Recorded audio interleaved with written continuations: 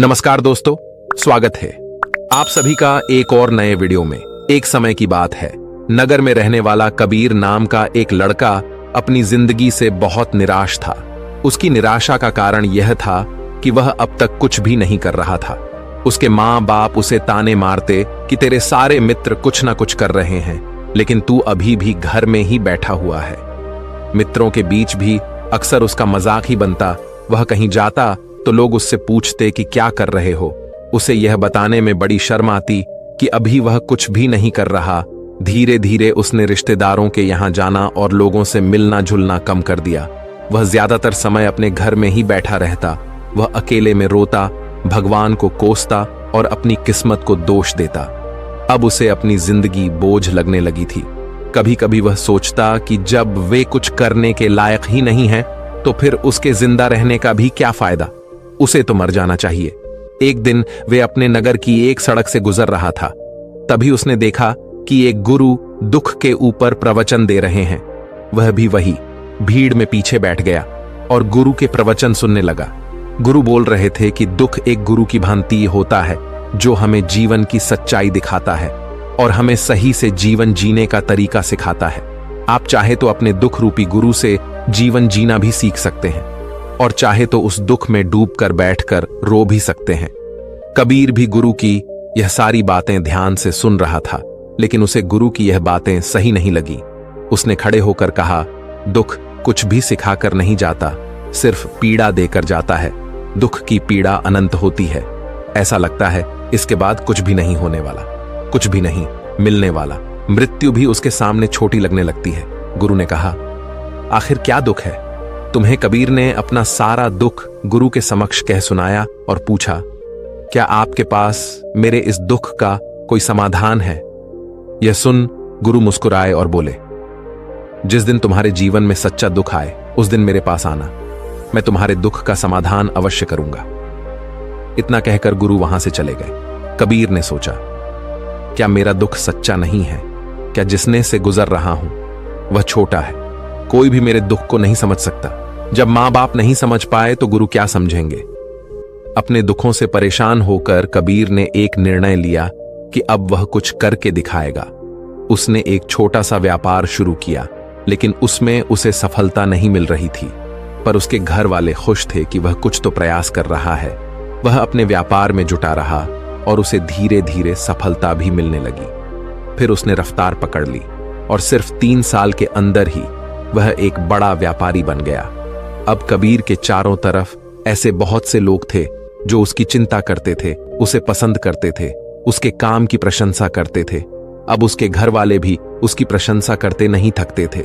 दिन प्रतिदिन उसके मित्रों की संख्या बढ़ती जा रही थी। अब वह अपनी जिंदगी से बहुत ही खुश था। उसके कुछ मित्रों ने उसे सलाह दी कि जब तुम बड़े व्यापारी बनकर इतने खुश हो तो सोचो कि अगर तुम इस नगर के, इस राज्य के सबसे बड़े व्यापारी बन जाओ तो तुम्हारे पास कितना सुख होगा, कितने लोग तुमसे जुड़ना चाहेंगे, तुम्हारा कितना यश फैले। स्वयं राजा भी तुमसे मित्रता करना चाहेंगे और जरूरत पड़ने पर तुमसे ही धन उधार लेंगे। मित्रों की यह बात कबीर के मन में घर कर गई।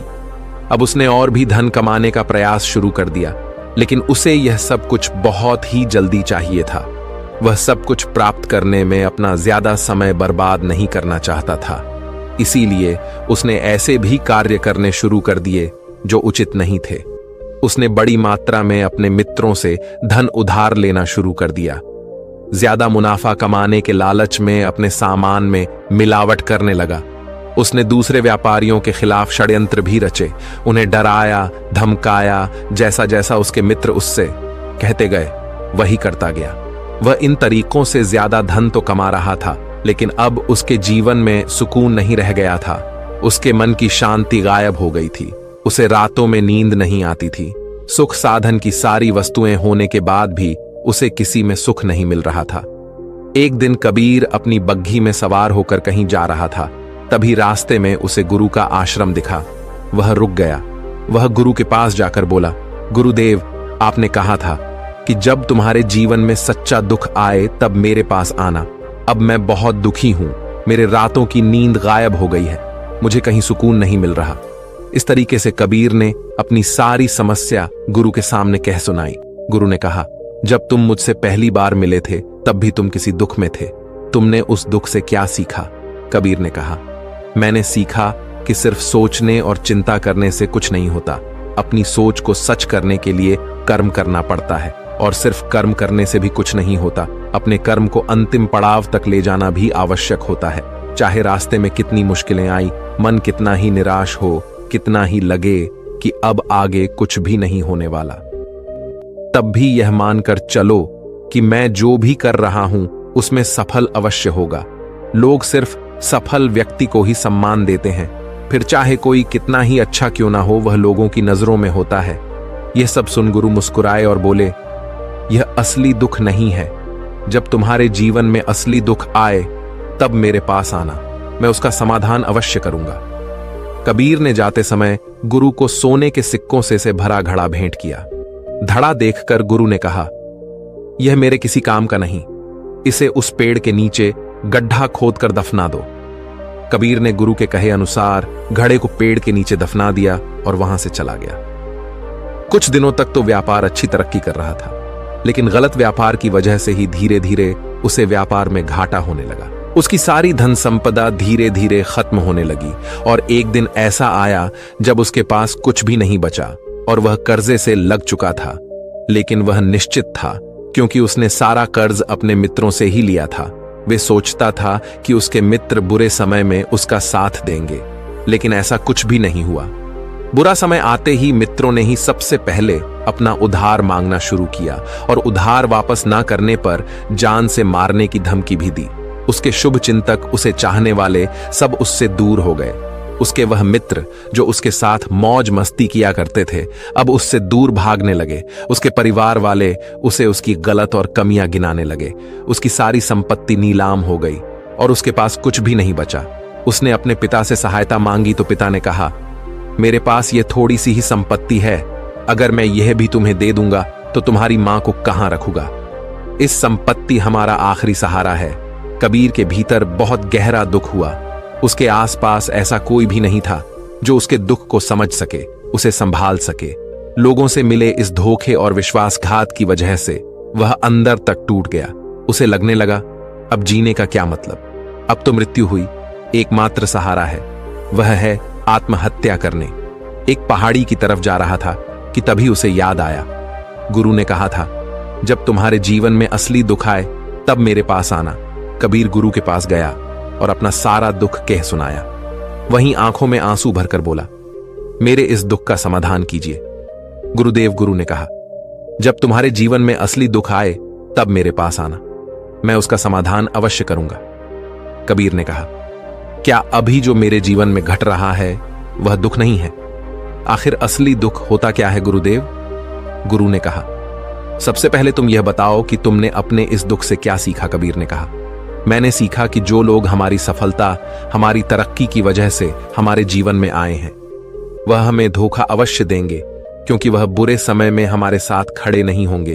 वह केवल अच्छे समय में हमारा फायदा उठाएंगे और बुरे समय में छोड़कर चले जाएंगे। भरोसा केवल उन्हीं लोगों पर करना चाहिए जो हमारे बुरे समय में, असफलता के समय में हमारे साथ खड़े रहते हैं। लेकिन ऐसे लोग बहुत ही कम होते हैं, पर जिसके पास होते हैं उन्हें उनकी कदर करनी चाहिए, उनका अपमान नहीं करना चाहिए। मैंने यह भी सीखा कि कभी किसी के खिलाफ षड्यंत्र नहीं रचना चाहिए। ईमानदारी और धैर्य के साथ अपना काम करना चाहिए और कभी लालच नहीं करनी चाहिए। अपना सारा दुख और अनुभव बताने के बाद कबीर की आंखों में आंसू भरकर गुरु के सामने बैठा रहा।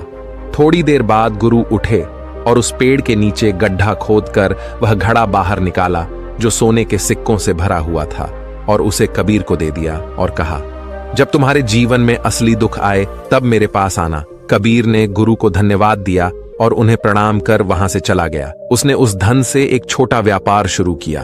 अब वह एक छोटा व्यापारी बनकर भी खुश था। उसने पूरी लगन और ईमानदारी से व्यापार किया। देखते ही देखते वह अपने नगर का फिर एक बड़ा व्यापारी बन गया। उसका जीवन खुशियों और सुविधाओं से भर गया।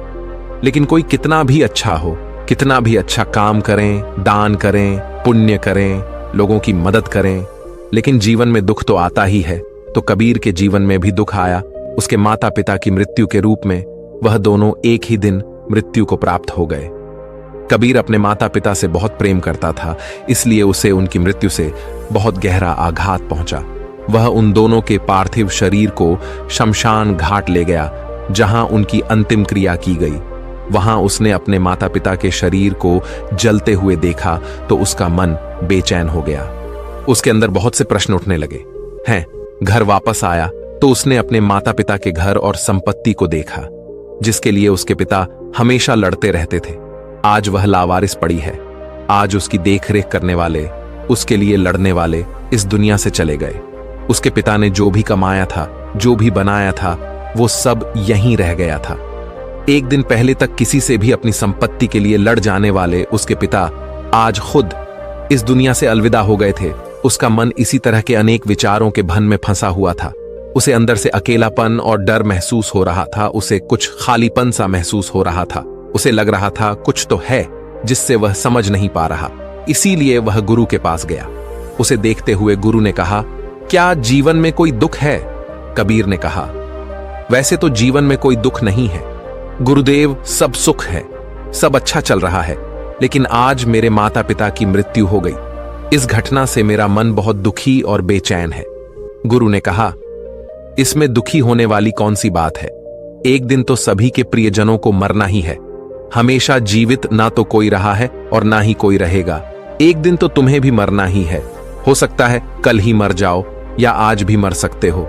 कबीर ने कहा, यह आप क्या कह रहे हैं गुरुदेव कि मैं भी मर जाऊंगा, पर मैं तो अभी जवान हूं। गुरु ने कहा, इस भ्रम में तो सभी जी रहे हैं कि मृत्यु दूसरों को आती है, बूढ़ों को आती है, लेकिन बूढ़ों के सामने ही जवान मर जाते हैं, बच्चे मर जाते हैं। मृत्यु का किसी की उम्र से कोई संबंध नहीं है, तो सबको अपना बना लेती हैं। गुरु की यह बातें कबीर के मन में घर कर गईं और वह चुपचाप वहां से चला गया। लेकिन उसका मन अब भी बेचैन था। अब भी था, वह कुछ खालीपन सा महसूस कर रहा था। वह पूरे दिन अपने बारे में सोचता रहता कि वह कौन है, इस दुनिया में क्यों आया है, क्या सिर्फ चीजों का उपयोग करना और मरना ही जीवन का लक्ष्य है? ऐसे ही बहुत से प्रश्न उसके मन में लगातार उठ रहे थे, लेकिन उसे अपने किसी भी प्रश्न का उत्तर नहीं मिल पा रहा था और उसका दुख दिन प्रतिदिन बढ़ता जा रहा था। इसीलिए कुछ दिनों बाद वह फिर गुरु के पास पहुंचा और बोला, गुरुदेव, मैं बहुत दुखी हूं, क्योंकि मैं यह नहीं जान पा रहा हूं कि मैं कौन हूं और इस दुनिया में क्यों आया हूं। यह सुन गुरु मुस्कुराए और बोले, आज पहली बार तुम्हारे जीवन में सच्चा दुख पैदा हुआ है। वास्तव में यही है जो दुख कहलाने के लायक है, कि हमें पता नहीं कि हम कौन हैं, क्यों आए हैं, क्या करना है, कैसे करना है। कबीर ने कहा, गुरुदेव, मेरे इस दुख का समाधान कीजिए। गुरु ने कहा, हम सभी इंसान जीवन भर क्या इकट्ठा करते रहते हैं? कबीर ने कहा, हम सभी इंसान जीवन में धन संपत्ति, मान सम्मान, परिवार, मित्र, शत्रु, पद, प्रतिष्ठा इत्यादि इकट्ठा करते रहते हैं। गुरु ने कहा, क्या इन इकट्ठा की हुई सभी चीजों में से एक भी चीज को अपने साथ ले जा सकते हैं? कबीर ने कहा, नहीं गुरुदेव, इनमें से कुछ भी साथ नहीं जाता। मेरे माता पिता के साथ भी कुछ नहीं गया, सब तो यहीं छूट गया, हर परिवार, संपत्ति, सब कुछ। गुरु ने कहा, अब मेरी बातों को ध्यान से सुनना। इस दुनिया में हमें जो इकट्ठा करना चाहिए वो तो हम कभी इकट्ठा करते ही नहीं। चीजें हमारे सामने ही होती हैं, लेकिन हम उन्हें देखने का प्रयास ही नहीं करते। इस दुनिया में हमें जिस चीज को इकट्ठा करना है वह हम खुद हैं। हमें खुद को इकट्ठा करना है ताकि जब मृत्यु हो तो हम एक हो सके और स्वयं को पहचान सके। हम भीतर से बंटे हुए हैं। हम बंटे हुए हैं प्रेम में, नफरत में, क्रोध में, जलन में, क्रूरता में, धन में, संपत्ति में, पद में, प्रतिष्ठा में, मान में, पहचान में, धर्म में, जाति में, ऐसे ही सैकड़ों हजारों चीजों, और वास्तव में हम बंटे हुए हैं। हम टुकड़े में जीवन जी रहे हैं। इस बंटवारे की वजह से हमारी चेतना कभी एक नहीं हो पाती। हमारी चेतना शक्ति बिखर गई है। इसीलिए हमारे पास इतना भी समय नहीं है, इतनी भी ऊर्जा नहीं है कि हम मुड़कर एक बार अपने भीतर देख सकें। वास्तव में जिस धन की कमी, सुविधाओं की कमी, मान सम्मान की कमी को लोग दुख समझते हैं और जीवन भर उसे दुख बोलकर रोते रहते हैं और उनका समाधान खोजने का प्रयास करते रहते हैं, उन्हें उसका समाधान कभी मिलेगा ही नहीं। क्योंकि जिन्हें लोग दुख कहते हैं वह असली दुख है ही नहीं। वह तो सिर्फ इंसान की चाहत है उसकी इच्छा है जिसकी पूर्ति कभी नहीं की जा सकती। इसीलिए यहां व्यक्ति को ऐसे दुखों का कभी समाधान मिला ही नहीं।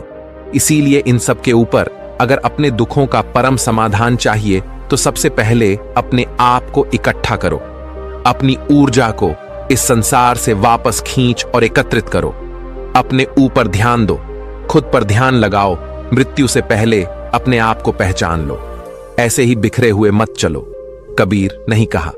तो क्या गुरुदेव, हमें यह संसार छोड़ देना चाहिए, अपनी सभी इच्छाओं को मार देना चाहिए, किसी से प्रेम नहीं करना चाहिए, धन संपत्ति नहीं इकट्ठा करनी चाहिए, मान सम्मान की आशा छोड़ देनी चाहिए?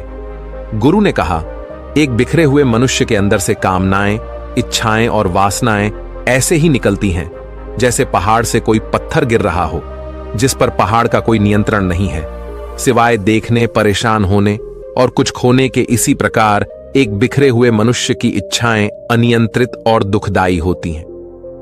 उसका अनियंत्रित मन कुछ भी इच्छाएं और कल्पनाएं करता रहता है और दुखी होता रहता है। लेकिन जब व्यक्ति एकत्रित हो जाता है तो वह जो भी करता है सब उसके नियंत्रण में रहता है, तभी इच्छाएं भी उसकी इच्छा से निकलती हैं। कबीर ने कहा, गुरुदेव, आपने मेरे सच्चे दुख का समाधान कर दिया। आपका बहुत बहुत धन्यवाद। आज से मैं खुद को एकत्रित करने का प्रयास करूंगा।